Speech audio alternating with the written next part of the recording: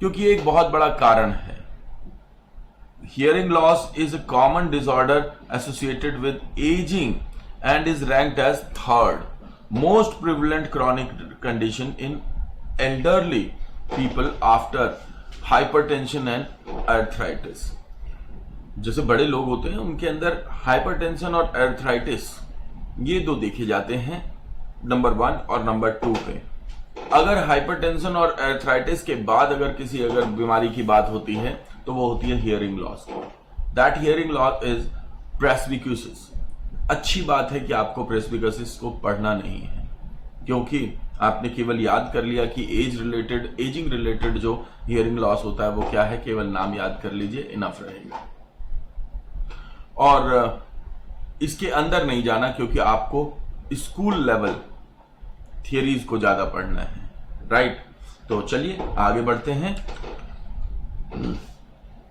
Next, types of hearing loss, degrees of hearing loss और configuration. ये 3 ऐसे attribute हैं जो कि इंपैक्ट करते हैं हियरिंग इंपेयरमेंट को, और इसी से पता चलता है कि कोई व्यक्ति किस कंडीशन में है, कोई व्यक्ति किस कंडीशन में है, उसको कैसे बेहतर किया जा सकता है। ये सारी चीजें हमें इसी से पता चलती हैं। तो हमें समझना है types of hearing loss, degrees of hearing loss और फिर कॉन्फ़िगरेशंस।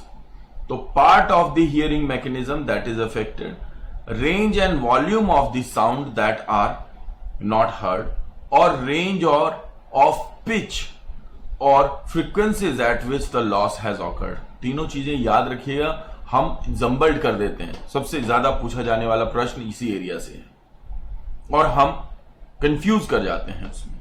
तो टाइप ऑफ हियरिंग लॉस यानी part of the hearing mechanism that is affected, हमारे हियरिंग मैकेनिज्म का कौन सा हिस्सा प्रभावित है, यह कहलाता है टाइप ऑफ हियरिंग लॉस।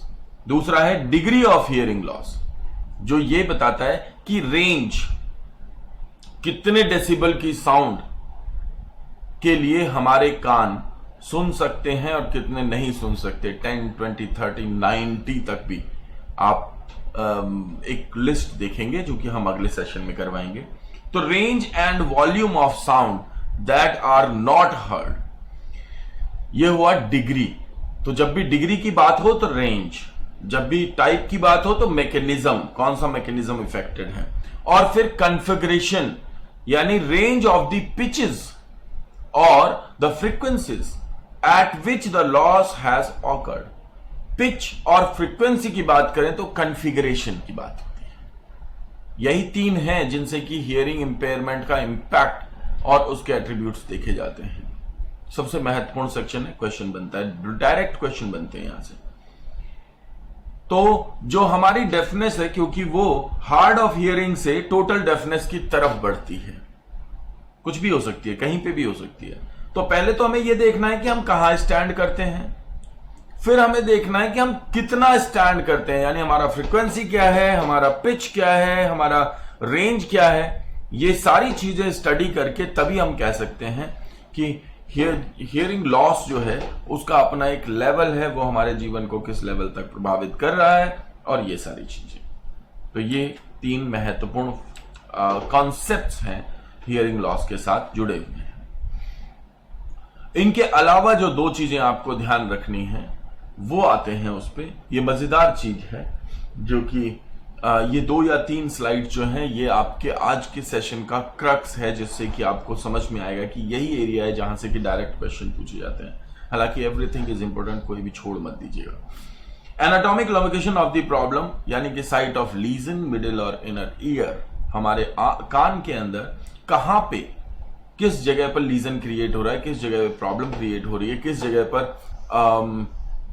जगह पर प्रभावित एरिया कौन सा है, इसके आधार पर मिडिल ईयर है या इनर ईयर है, इसके आधार पे हमारे अंदर हियरिंग लॉस देखा जाता है। तो हियरिंग लॉस अगर एक कान में है तो उसे यूनिलैटरल हियरिंग लॉस कहते हैं। यूनिलैटरल मतलब एक आयामी। तो आप के एक कान में अगर हियरिंग लॉस है तो उसे यूनिलैटरल कहते हैं, लेकिन अगर दोनों में हो तो बायलैटरल कहते हैं। तो याद रखिए, यूनिलैटरल और बायलैटरल दोनों ही प्रकार का हियरिंग लॉस होता है। ये एनाटॉमिक लोकेशन के आधार पर, anatomic location of region. Anatomy मतलब आपके शरीर के अंगों के अध्ययन के आधार पर। द डिग्री ऑफ लॉस दूसरा होता है डिग्री ऑफ लॉस।